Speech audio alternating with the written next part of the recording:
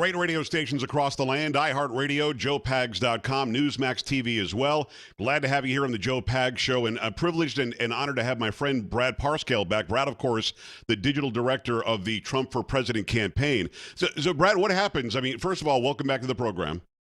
Thank you. I'm glad to be back. Yeah, It's like being on here. And as soon as you guys find out that Mr. Trump is the president-elect, does that job go away? Because, quite frankly, the campaign is over. Well, I mean, the campaign doesn't end like that. There's a lot of things to deal with. You know, we spend a lot of money and raise a lot of money, and look, there's still things to fundraise for, and there's other things that are going to be happening, and the campaign continues for a certain period of time. So it's not like it's the same before. It goes down to like a shell, but there's still a lot of things to wrap up and to make sure we move forward correctly.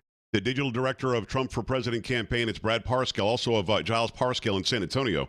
So leading it up to the election, you and I spoke, and you said that, you know, we're starting to see some things in the data that tell us if we focus on this part of this state or that county over here, how much minutia did you get into in order to grab the counties and the parts of the states that you ended up turning from historically blue to red? Now, I mean, it changes at different parts. If you're talking about kind of the last few days, when you start getting there, you get a little more specific. As the early voting came in and the absentee ballots, we started to recognize, you know, demographics and other data that allows us to target and know, hey, where we need to put our last funds to really make sure that we can make things up on election day or understand where we're under or overperforming. Now, you don't know if they voted, you know, for us or her. You didn't know that at that point, but because of all the data we had a clear idea based off the type of people who were voting and where they were voting, you know, where we were sitting. And so that's why I felt pretty sure. And I said last night on Fox, I was 95% sure we were going to win the Friday before the election. What's interesting, and again, it's Brad Parscale, digital director of the Trump for President campaign. What's interesting is a question that was asked last night, because Hillary Clinton is right now blaming James Comey, blaming the FBI, blaming the fact that 9 or 10 days before the election, Comey comes back out and says, hey, we found a bunch of stuff. We don't know what it is, but we're certainly still looking into this investigation. It, in fact, is not closed. And I found it interesting, and you and I have talked about this personally as well. The switch didn't really happen because of Comey or the FBI announcement. How much before that did you start seeing the trend already? So I said this a couple times now. I had actually received before that and could see that we were already in a significant upward trend in the way and direction we wanted to go. Right. Undecided swing voters, change voters were starting to come to us in large numbers prior to that. And I can't say, you know, definitive, oh, that didn't have an effect or it did have a great effect. But we were already making considerable progress before that ever hit. Can you, through the data and through the research that you were doing constantly 24/7, I don't think this guy slept at all the entire time for about a year and a half, but can you tell from the data whether there truly was, and it turns out there was, because we now know because the election's over, but did you know beforehand that there was a block of people, voters who were going to vote, yet weren't telling anybody that their vote was for Trump because they didn't want any sort of ramifications? Could you have told that through the data? Were you following that? No, I mean, you can't tell what the reason why. You could tell in the data there were a large amount of undecided and or change kind of voters that were in there that just hadn't made up their mind yet. Now, whether or not they had and haven't said is, you know, that's something for, you know, the mind readers to do.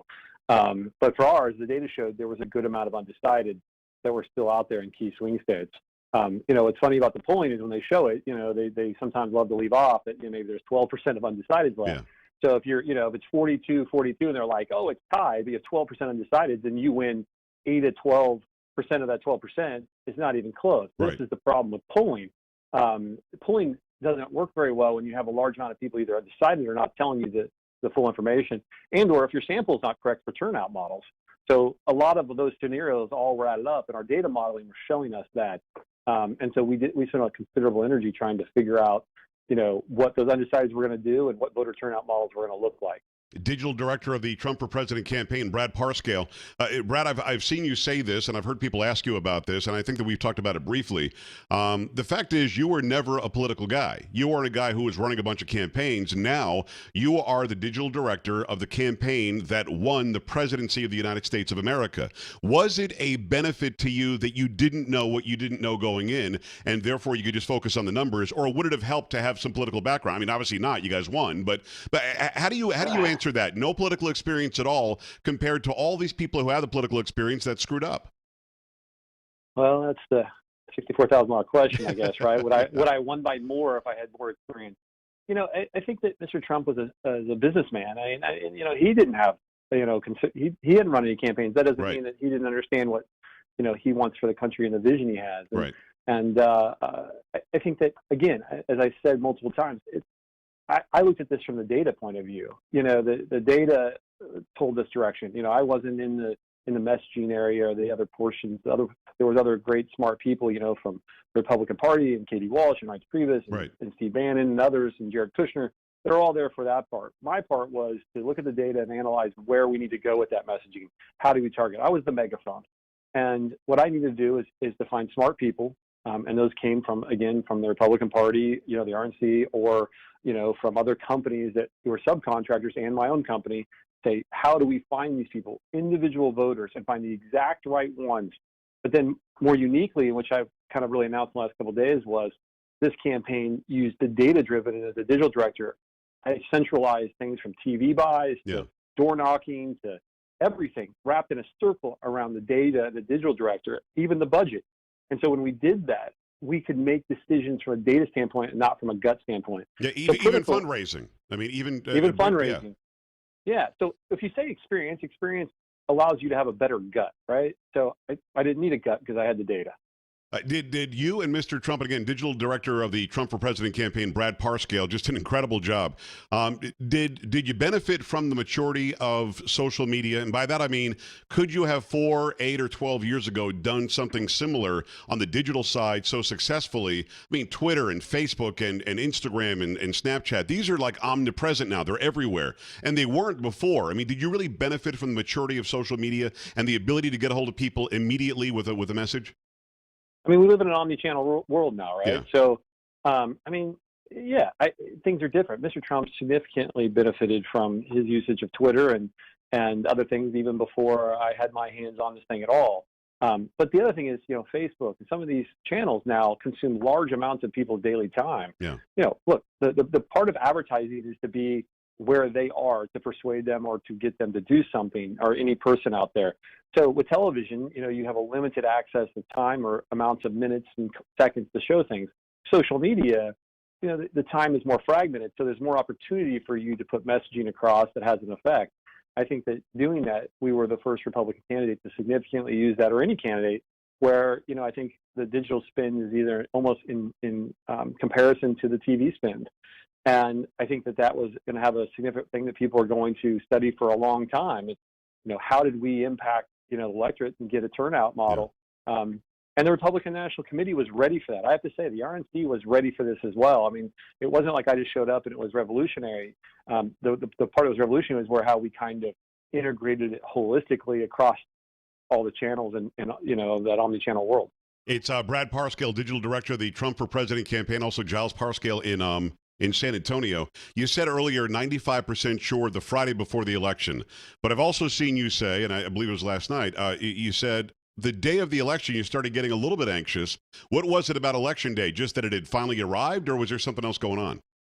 I don't know. I think all of us as humans, sometimes we start to doubt, you can't get rid of your own human ability to doubt your own self and what your data is telling you.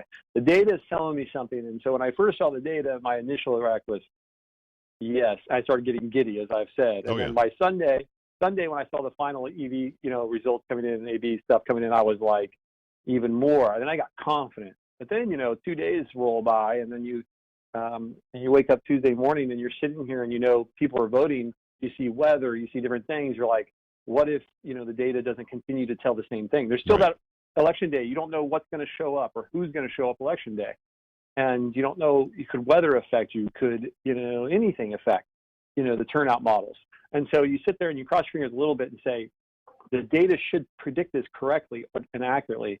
And we got really close. I mean, our one state that I missed, Colorado, it's an all mail-in state. There wasn't a lot of historical data to really understand how the people were going to vote there. And now we have a better model that for 2020. And Wisconsin overperformed more than I even thought. And those were my only two mistakes, and ended up being one electoral difference. Yeah, it's Brad Parscale. What's interesting is you're right. We have the inherent ability to doubt ourselves, even if we're the most successful, we can possibly be at whatever the task is that we're doing. I just wonder, was it always only about the data with you, or did you actually, let some of the noise in? Did you listen to any of the polling, or did you know the polling was wrong? On that day, the exit polling, like in 2004, it said that John Kerry was gonna slaughter George W. Bush at the polls, and he didn't. He lost pretty badly. Did you listen to any of the exit polling that day, and did that add to your anxiety, or did you just filter all that out? No, I just, as the results came in, we continued to update our models, and my data scientists continued to give me updated reports. And as more and more data came in, it became more and more obvious that we were going to win. It was just a matter of them calling the elections. So what happens is data comes in, the models start to build out, and then you start to see based off the data, you start to see what the potential is. The models, kind of like a hurricane coming towards the United States, they show all those little lines. As the hurricane gets closer, the lines get closer and closer together, and there's less variance. Right. It's the same way. As more and more of the data came in, there became less and less variance of us, and at a certain point, pretty early in the evening, I started to see there was very clear paths to 270. I didn't really, 300 was great, but, I could see multiple paths to 270, and then it was just a waiting game for all the people on TV to figure it out with hard results. It took them a while, but they figured it out. Yeah. Yeah. Well, they can't use data models to predict it. So, they might. I don't know exactly everything they do in there, but they want to see hard results before they call it. And, I felt pretty confident. It was just waiting for AP and CNN and Fox News to all agree on everything. How did you finally, how did the two halves work together? And by that I mean, you had the real on the ground, the candidate is doing 5, 6, 7 speeches a day, going to city after city, state after state. How much working together was there between you saying the data says this, Mr. Trump, and then the campaign saying, well, then we better go there? Was that an everyday thing? How did that work out? Because it seems like they would have to work together in conjunction almost 100%, right? Yeah, I mean, you're talking about candidate, advanced, going places. Well, in the last couple of days, Donald Trump, his last rally was 1 o'clock in the morning in Grand Rapids, Michigan, and he ended up pulling off Michigan because he was there so much. And Hillary Clinton, conversely, ignored a lot of historically blue states, assuming that she was going to win. So did you work in conjunction with the actual on-the-ground campaign saying, going to Grand Rapids would make sense, or going to this part of Wisconsin would make sense? Yes. Yeah. We had a visualization tool that allowed all of our advanced teams to log in and look in real time to say, okay, if we're going to this state, or here are the top states we need to visit based off persuadable targets and or, GOTV, get out the vote kind of thing. So we were, if you go to a certain portion of a city, or if you wanted to go, you wanted to have a number of people there in a certain geographical distance that might be affected by earned media from those local outlets, be affected by the on-ground presence, and get the feeling that, that Mr. Trump's bringing the message directly to them. I think that I can't say that 100% of every visit was like that. Right. There were still visits that make sense from a marketing standpoint or a different political standpoint, but the data was always there and was an overdriving force of where and why we needed to go places. It's Brad Parscale, the digital director of the Trump for President campaign. Obviously, you're in New York right now. Obviously, you're still with the campaign. Do you know what your future is, or are you just sort of wait and just whatever you need me to do, I'm going to do it, and then once he, becomes president, you'll know what your role is if there is one? I mean, I don't want you to give away any sort of secrets here, but I'm guessing because of your performance, and you and I talked about this many times before, Trump the businessman, now Trump the future president, is key on loyalty, on honesty, and performance, obviously. So is it safe for my listeners and viewers to assume that you're going to be tied to the Trump presidency in some form and fashion? The only thing I can guarantee right now is that he's going to let me go home for Thanksgiving. I'd like to come back and have a nice family dinner. Yeah, absolutely. Family matters. And, I think after that, he's very busy. I trust this family immensely. Yeah. They're a family that would bend over backwards for the people who bend over backwards for them. Yeah. And they're just great people. And so I'm not worried about getting up there and saying, I need to do this or I do that. not my style. It's not what I didn't do this to try to get a position in the White House. It wasn't a goal of mine. My goal was to provide the very best services I could to my client, and to prove to the world that that a data-driven marketing campaign can do anything if you do it right and you use it correctly across all the mediums. And I was blessed that the Trump and Jared Kushner and Steve Bannon all recognized that talent and gave me an opportunity to show it. And at this point, I'm just enjoying my blessings. I came from pretty traditional America, and got a decent education, and I've just been blessed to have the opportunity. I'm not really too worried about tomorrow right now. I'm just enjoying today.